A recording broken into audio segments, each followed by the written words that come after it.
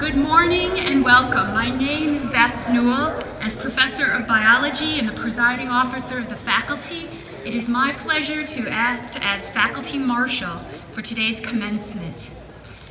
Please remain standing as Chaplain Leslie Adams gives the opening prayer.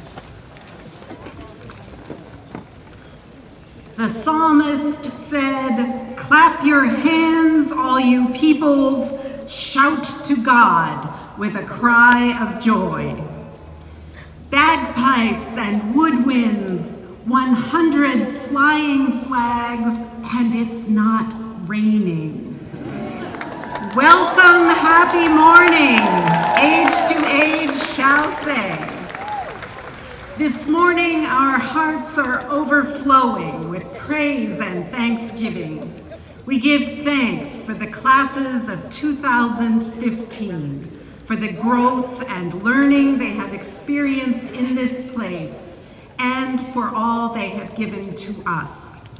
We are thankful, too, for those who have supported these graduates with love and money, lectures and good counsel, food, and clean, safe, well-tended surroundings. May the joy present here this morning inspire our speakers that their words might engage our hearts. And may exuberance dance these graduates across the stage into a new phase of life where they will discover their callings with dignity and integrity. Welcome, happy morning.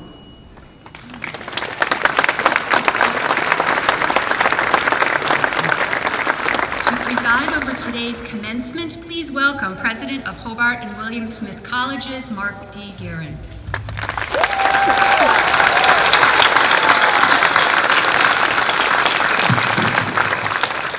Thank you and good morning, and welcome to the 190th commencement of Hobart College and the 104th commencement of William Smith College. On behalf of our trustees, faculty, and staff, we welcome you to our campus and to the rite of passage for this truly extraordinary classes of 2015. We're honored to have a number of our Board of Trustees members here with us in Geneva today, including the chair of the board, Maureen Collins-Zupan. And we thank our graduating senior trustees for their service, Nick Stewart and Caroline Demeter.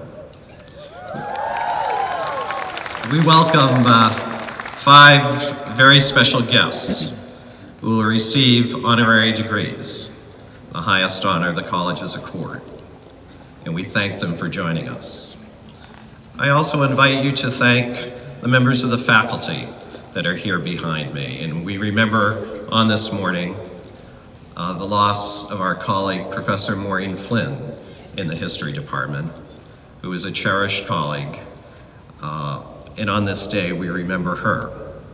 But I also invite the graduating seniors to offer your gratitude to our faculty for their service and engagement during your 4 years here. To our faculty.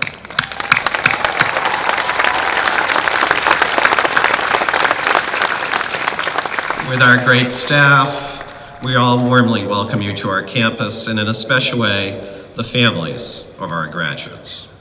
You've been here throughout your child's college experience, and your care and support have allowed for this joyous day, and we thank you for entrusting them to us. It has been a privilege to have them here during these 4 years. And to the graduating seniors, 4 years ago from this very space, we shook hands on the steps of Cox Hall as you began your journey at Hobart and William Smith. And in just a short while, we'll shake hands once again as you receive your diplomas. And as you set off on your adventures in graduate school and careers and in important service work around the country and the globe, you do so with the full support of your alma maters. And it is indeed our hope that the lessons you've learned here at Hobart and William Smith will follow you throughout your life, and that through compassion and service, and by dedicating yourself to something larger, you can, no matter what career path you take, indeed lead a life of consequence. So I convene the exercises of commencement for the classes of 2015 with gratitude for your engagement and with excitement for these past 4 years and looking forward to the promise of your lives ahead. Welcome.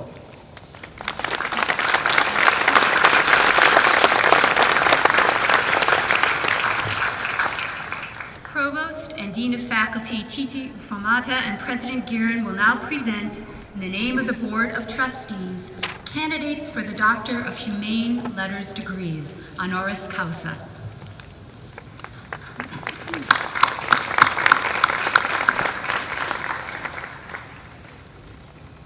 By selecting distinguished individuals of demonstrated merit and accomplishment to be recognized by the conferring of honorary doctoral degrees, the Board of Trustees, through its Honors Committee, invites them into a special relationship with our colleges. These awards carry the full weight of the history, traditions, and ideals of Hobart and William Smith colleges. They are given with care, with respect, and with an honest affection for those whose lives and deeds we are privileged to honor. In awarding these degrees, the Board of Trustees affirms the values that stand at the core of these colleges: community service, leadership, and a commitment to academic excellence. I now present Leslie Adams as candidate for the degree Doctor of Divinity.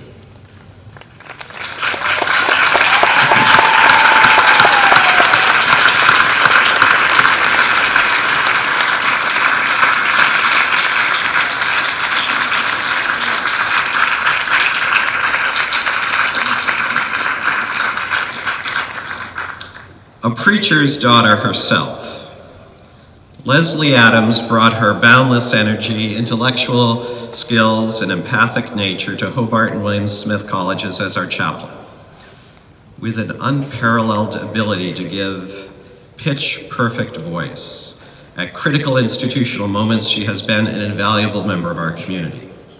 A well-deserved retirement prompts her leave, but with gratitude for her service here, we invite and hope for a continued and most welcome association well into the future. And therefore, it is my privilege on behalf of the Board of Trustees to present Leslie Adams an honorary degree honoris causa with all the rights and privileges thereto pertaining. Congratulations.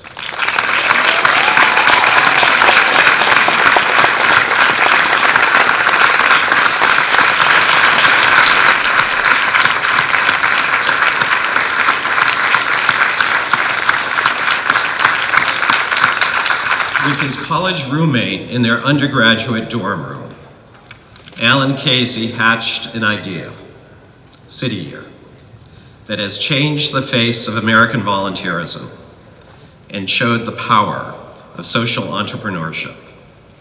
Hobart and William Smith colleges honor this big citizen for his many creative ideas, for the dynamic innovation that has allowed him to pioneer ways to empower citizens to make a difference.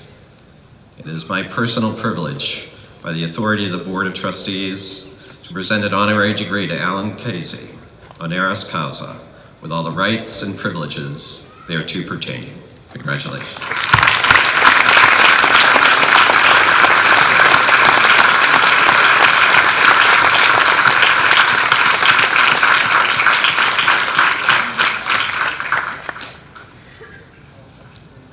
I now present Lucille Mallard as a candidate for the degree Doctor of Humane Letters. For 30 years, Lucille Mallard has led the Geneva NAACP and fought to make her adopted hometown a more welcoming and inclusive place. With selfless leadership, she has engaged our city time and again in important conversations about race and racism, love and hate, justice, and violence. The Hobart and William Smith community has been benefited from her presence on our campus in meetings and dialogue. Today, we formally recognize the difference she has made to Geneva, and we proudly add Lucille Mallard to the pantheon of our graduates and honorees. It is my personal privilege to present Lucille Mallard an honorary degree honoris causa with all the rights and privileges thereto pertaining. Congratulations.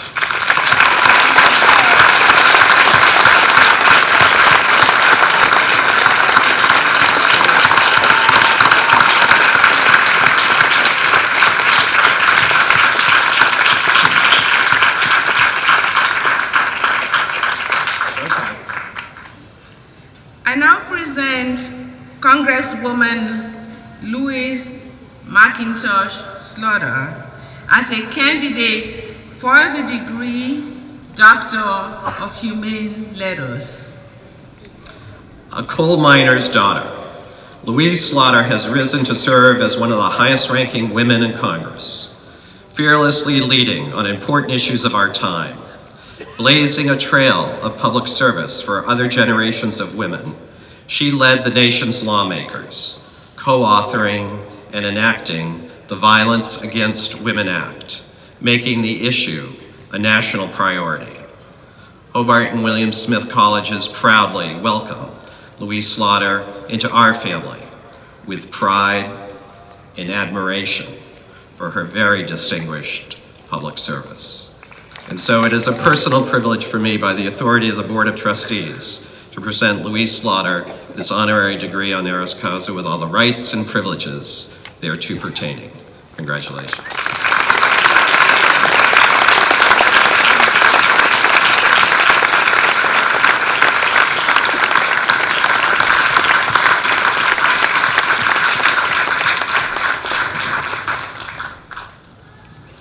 I now present David Gergen as a candidate for the degree Doctor of Humane Letters. Advisor to 4 United States presidents, David Gergen has followed Theodore Roosevelt's urging to get into the arena of public life. His record of public service and scholarship as professor of public service at Harvard's John F. Kennedy School of Government has made him a national thought leader on civic engagement and community service. With a unique perspective as a CNN political analyst, he offers cogent analysis of issues of our day.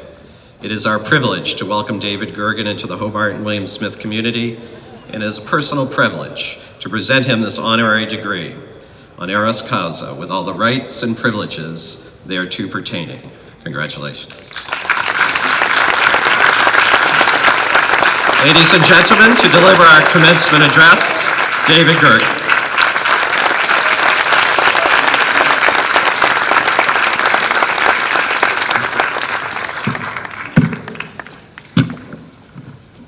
Good morning. Good morning. Gorgeous day it is. President Gergen, trustees, faculty, families, distinguished friends, guests, and most of all, the 2015 graduates of Hobart and William Smith Colleges. Give it up, 590 strong.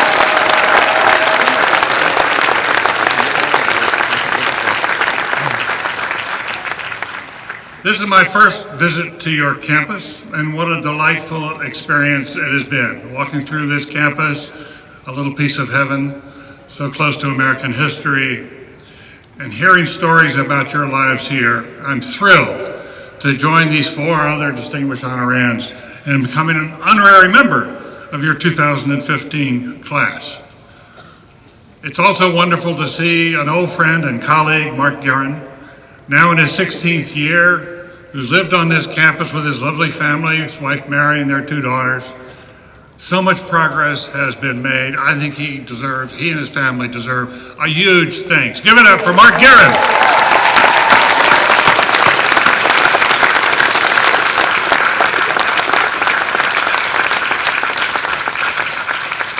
It's a privilege, too, to be among these illustrious men and women who are honorands today. All of them have won distinction. One, Alan Casey, is also a dear friend. Last year's commencement speaker was, of course, your own alumnus, Brad Falchuk. He talked about one of his television productions that won him fame, American Horror Story. Standing here today with my background, I am tempted to talk about Washington, D.C., entitled American Horror Story Part 2. Louise Slaughter will appreciate that. Where are you, Louise? Over there. There you are. Let me go instead in a different direction. One you may initially find odd, but please bear with me. For a long time, I shied away from visiting friends who were visibly dying or seemed moribund. It was just too sad. But eventually I screwed my courage to a post and started to ask if I could come by or we could have a long talk on the phone. What I discovered was that those visits with people in the twilight of life were among the most revealing I've ever had. People who sense the end is near often like to talk about a different way. They like to talk in a different way, to open up to their innermost thoughts, reflecting upon what was meaningful in their lives and what was not, separating out the essential from the trivial. And time again, our conversations have shared a similar theme. A couple of examples. Years ago, when I was young, much younger, and had hair, I worked in the White House under President Richard Nixon. I was just in my 20s. He was extraordinarily complex. On the surface, one of the best strategists about American foreign policy, but roiling underneath with anger and resentments. He had demons inside him he had never learned to control. I was there when he resigned, wrote his resignation letter, one sentence, and waved him off as his helicopter lifted off the South Lawn. At the time, like so many around him, I felt betrayed. But wounds healed, and toward the end of his life, we talked several times. And our last phone call, shortly before he died, Richard Nixon told me that one of his proudest moments in his life came early in his political career, not when he was president, long before he gained the heights of power. But he had come home from World War II, ran for Congress, was swept into office with a Republican tide in 1946. A year later, a beleaguered Democratic president, Harry Truman, asked the Republican Congress to pass the Marshall Plan, then highly controversial. In today's Washington, as Louise Slaughter would tell us, Congress would probably have said no. But those days were different. Nixon told me one of his proudest moments came when the Marshall Plan was put to a vote in the Republican House of Representatives, coming from a Democratic president. And he rose to vote yes. There on the other side of the aisle, standing up to say yes as well, was another member of the freshman class, just home from the war, John F. Kennedy. Nixon's point was that when the chips are down in this country, we should all stand up together, putting nation first, above party, above self. As young men, he and Jack Kennedy fought under the same flag, and now they were proud to serve their country again. More recently, as he was dying, I had the privilege of visiting a man who originally drew me into public life. In the 1960s, Terry Sanford was the Jack Kennedy of my native state of North Carolina. He was a courageous governor who later went on to the United States Senate and became a great president of Duke University, just as Mark Gergen is here, coming out of the public arena to lead a university and doing it so well. He was a huge figure in transforming the South from old to new. As Terry and I sat down to talk for an hour, both knowing he did not have much longer, I thought he would want to reflect upon his days of official power and glory. Instead, he wanted to talk about his pride in becoming an Eagle Scout and then joining up for World War II. He talked about parachuting into Normandy just after D-Day and fighting in the Battle of the Bulge. What he learned in the woods as a scout, he was convinced, had helped him survive as a soldier. Strikingly, Those early years of service, when he was unknown, seemingly meant so much more to him than all the honors showered upon him in his adult life. Reflecting back on my own life, I'm starting to get it. Let me assure you, I don't think I'm anywhere close to the edge, knock on wood. But I've been around long enough that I identify now with an old fellow who was walking through the woods one day and heard this sound and couldn't see anything. And then he heard it again and looked down, and there was a frog by the side of the path. And the frog looked up at him and said, "If you kiss me, I'll turn into a beautiful princess." He said, "Wow, that's terrific." Reached down, scooped up the frog, put it in his pocket. No kiss. Well, the frog's very surprised, crawls up his jacket. "Didn't you hear me? I said if you kiss me, I'll turn into a beautiful princess." "Yeah, I heard you all right, but at my age, I'd rather have a talking frog." That's about the stage that I've gotten into. And a lot of people in politics look like frogs now anyway, but anyway, that's another story. But as I look back now, over all these years, I remain grateful that I had an opportunity to work for 4 presidents in the White House from both parties. Those years were tough, but good. Still, the years that give me greatest pride were early on, during school and just after, during college and just after. Between junior and senior years in college, I went to work for Governor Terry Sanford as an intern, and then I went back to work for 2 more summers. Why? Because the South then was engulfed in the civil rights struggles of the 1960s. And Terry, our governor, was bravely moving the state to embrace equal rights. I got involved with that. I worked for a much older man who had grown up as a farmer and segregationist, and now he had changed his mind, was on the side of the marchers and headed up Terry's civil rights team. I was the only staff person to that team, and so by day I wrote policy memos. By night I drove my bus around the state. We didn't change our beloved state overnight, far from it.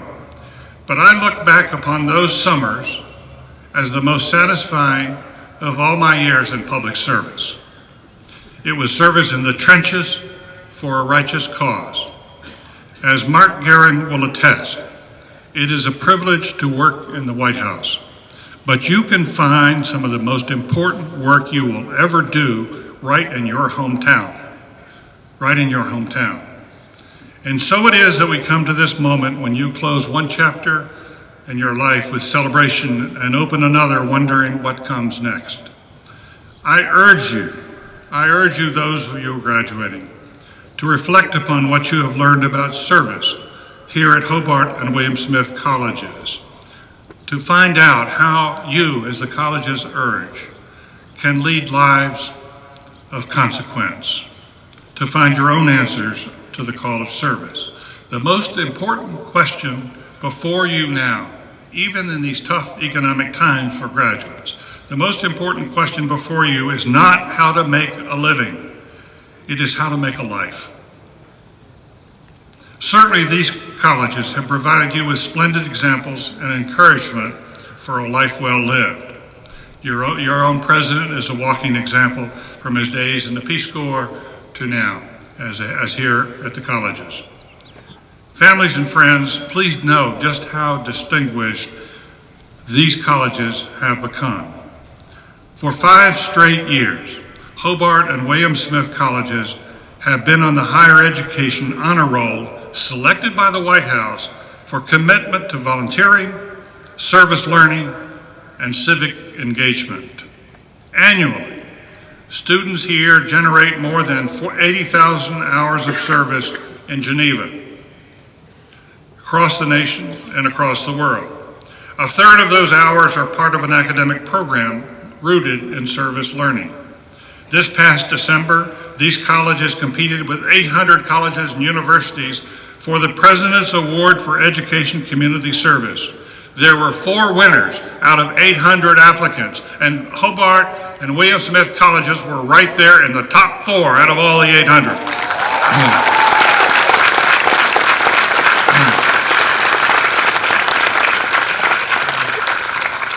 These colleges have long been known for academic excellence, and your graduates this May are again living up to your reputation. Six graduates in this class have been awarded Fulbright scholarships, an all-time record for these colleges.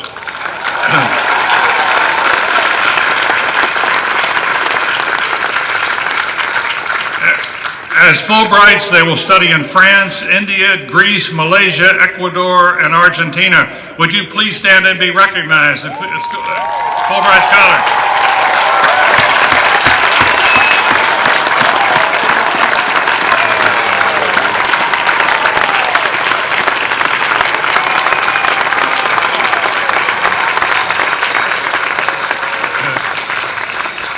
But as you know, these colleges not only cultivate the mind, but also the body and soul. Just listen to what some of these other graduates are doing next year. I'd like to ask you, as I talk about you, to stand up and stay standing. We'll hold our applause until the end, but let's get a sense of where this class is going. 4 have joined the Peace Corps and will work in Rwanda, Kosovo, and Tanzania, some of the toughest parts of the world. Hold your applause. Where are they? Please stand up. The Peace Corps volunteers you already left. Now stand up. 5 graduates of this year's class have been accepted to Teach for America, where only 1 in every 10 applicants can get in. 5 are going to Teach for America. 4 have been accepted to City Year, the organization, the splendid organization co-founded by Alan Casey, right here on our stage, an organization, City Year, that's having a significant impact on high school graduation rates. 1 has been named a 2015 Newman Civic Fellow, a prestigious honor for those working in community service. 2 are going into the Army, and 1 into the Marines Officer Candidate School at a time when military service overseas remains highly dangerous. They volunteered, 3 of them, to go into the military here in this class.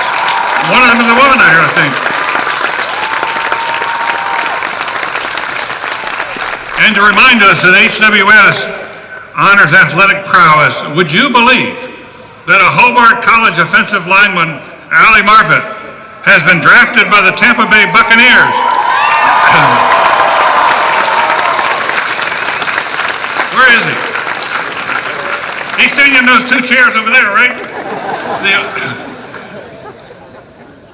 This draft is the highest Division III selection in National Football League history. Give it up for all these graduates.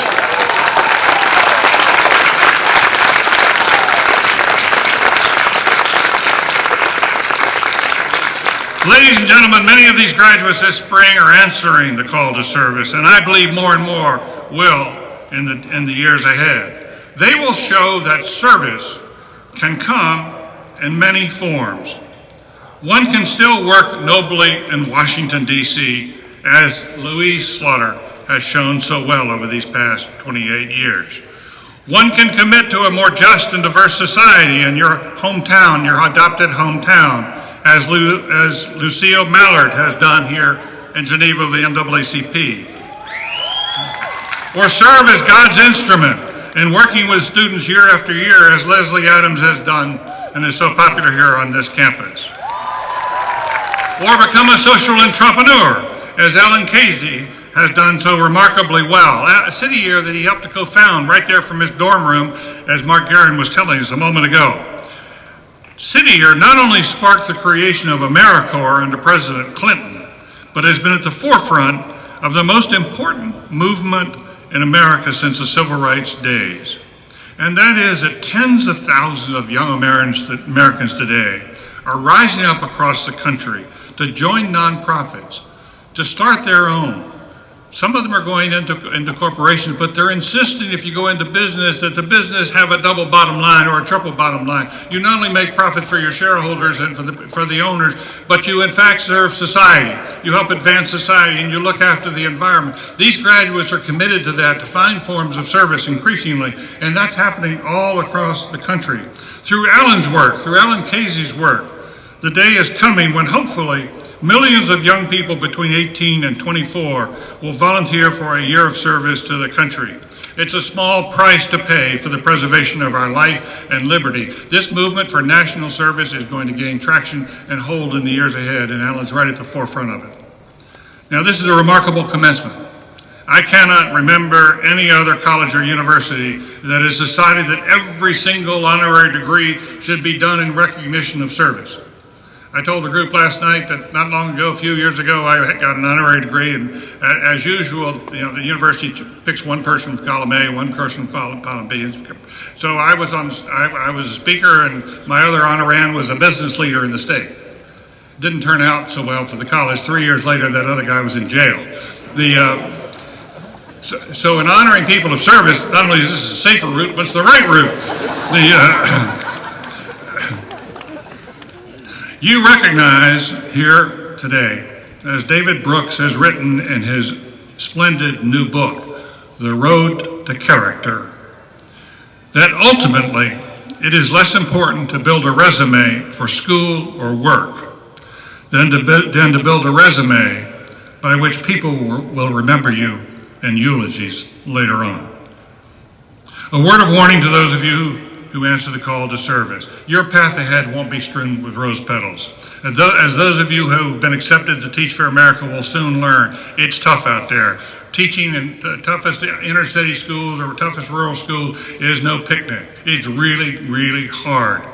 Just like the Marine Corps, some TFA Corps members don't make it through the time. If you choose a life of service, you will find that your income will also be lower than many of your friends in business. It will be more difficult to pay your student loans. If you're living in urban America, you'll have trouble finding decent schools for your kids. The world is already a hardened place for new college grads. A life of service can make it harder still. Over time, as Machiavelli recognized 5 centuries ago, you will also start running into walls if you're successful. Those who like the status quo will fight you because they have it good. Those who will benefit from change may drag their feet out of fear of what it may mean for their lives. Just look how tenaciously teachers' unions are fighting back against charters, and how tenaciously some police unions are fighting back against some much-needed reforms. Change is damn hard. So why do it? Why sign up? Because, my friends, you will find that serving others beyond yourself will provide something that money, prestige can't buy, a deep sense of joy and inner peace. As human beings, all of us are badly flawed, but we also have within us a powerful drive to protect and help others. Unleashing that inner drive will carry you places you have never been before, even if accompanied by severe hardships. If you haven't already, I hope that one day soon, especially those of you who go to law school, that one day soon you will discover Oliver Wendell Holmes Jr., a superb writer, Supreme Court Justice, and inspiration, second half of the 19th century and first third of the 20th century. As a young man, Oliver Wendell Holmes Jr. signed up in the Civil War in a Massachusetts regiment. 3 times he was wounded, once grievously. Yet, after all this hardship, later on in life he told a younger audience much like this one, quote, "My generation that carried on the war has been set apart by its experience. Through our great good fortune," this is a man who was wounded 3 times. "Through our great good fortune, in our youth, our hearts were touched with fire." Our hearts were touched with fire. It was given to us, and he went on to say, it was given to us to learn at the outset that life is a profound and passionate thing. Holmes learned, as you will, that service to others is a profound and passionate thing. Members of the class of 2015, one day a friend or grandchild will ask you to look back upon your long life and reflect on what has been meaningful. I hope that you can say that while you have had many great accomplishments, you found your greatest joy in family and in service to others.